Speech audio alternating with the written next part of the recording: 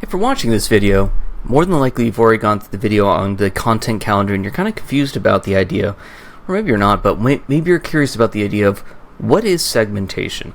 It's obviously a word that's been thrown around quite a bit in the past couple years, but it seems like no one really has a hard definition of it. Well, for me, my definition starts a couple of steps back. It starts with something called retention marketing.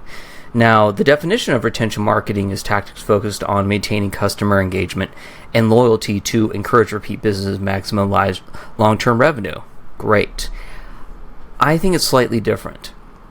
My definition is strategies and tactics to keep current customers coming back while also converting web traffic into contacts and eventually loyal customers. Now, a bit about me. My name's Dane. I own an agency called Retention Rockstar. We focus primarily in email marketing.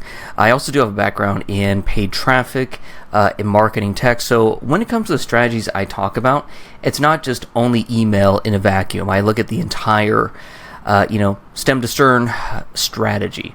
And that's what I focus on, okay, if we're sending traffic to your store, how do we make sure we get the most bang for buck? For example, some of the clients I've worked with, these are the average metrics that we've accomplished in 2024. A click-through rate of 2.3, revenue per recipient at 0.2 of 22 cents, a low bounce rate, a high click-through open rate. That's what we focus on, is taking a retention mindset with strategy and email marketing. And that's why I kind of do this whole little blabble about myself first. By the way, this is what I look like. I am a dude who likes to work on cars, and I've been in this for about 10 years now. And so with enough of me blabbing, let's talk about where this whole backbone starts for retention marketing and how it relates to email segmentation. At the heart of retention marketing is data, specifically how you collect it, organize it, and use it to communicate with your customers. I'm sure you've heard about segmentation saying the right message at the right time. Well, this is where it really starts. It starts with your either your CRM or your email service provider, and it's all about how you're collecting the data and how you're organizing it. It's about how you're storing customer data, it's about personalizing customer messages, and it's about automating the retention side of it. So without a solid CRM or ESP setup, you're going to be flying blind. I mean, if it feels like you're just kind of shooting emails at your list and you're not sure what actually worked, this is where it starts with the backbone. Now, in the examples in this course, I am going to be using Klaviyo. The ideas also work with other software such as ConvertKit, ActiveCampaign. Keep in mind, some of the stuff might seem very beauty e-commerce focused, but at the end of the day, this is about the bench work of setting up who to send to and who to not send to. So later in this course, I'll be showing how to set up email segmentation. I'll be using Klaviyo. So let's talk about segmentation. So the way I see it is who to email and who not to email.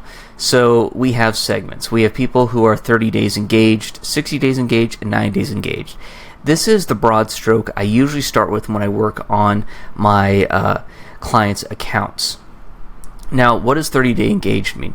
That means in the last 30 days, a contact has opened, clicked, or viewed the website. That's it.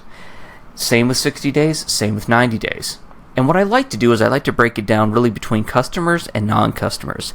So 30 days engaged customer means in the last 30 days, a customer has opened, clicked, or visited our website.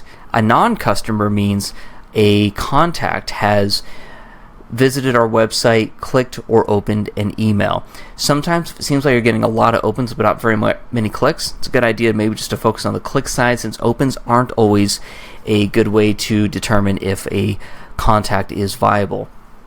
But pretty much the segment is right here, and what you would do is you would have it broken down into customers and non-customers. And if that seems complicated, I will take care of that for you and show you in another lesson.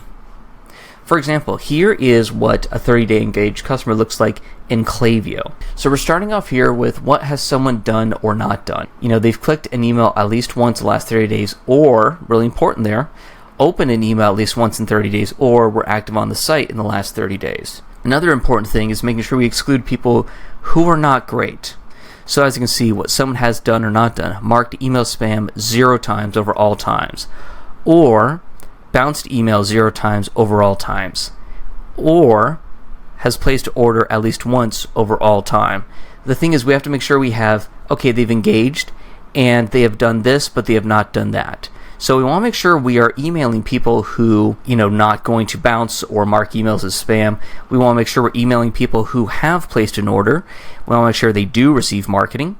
And most importantly, we want to make sure that it is the people who in the last 30 days opened our email, clicked our email, visited our site, viewed a product, so we can make sure that we're sending an email directly to them. Now, another thing I mentioned here is excluding people. So I would recommend excluding hard bounces.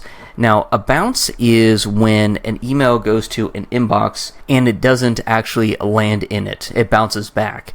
Now, a soft bounce means, okay, maybe the inbox is full, or maybe there's having a small issue, which means it's still viable. Personally, I still exclude them. Now, a hard bounce means the inbox is gone. Someone has deleted it. It might have gotten deleted by the inbox provider. It's a good idea just to write that one off. Same with spam complaints.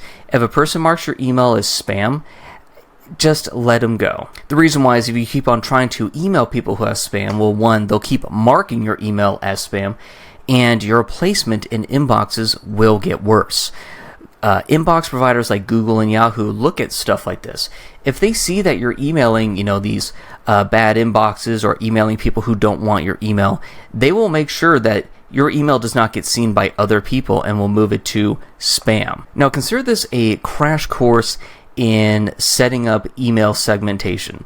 Now, in a later video, I'll be showing how to do this live so we can go over it. And also, I do have a cheat sheet with the definitions, so pretty much this kind of stuff down below in the resource vault for the typical ones that I set up.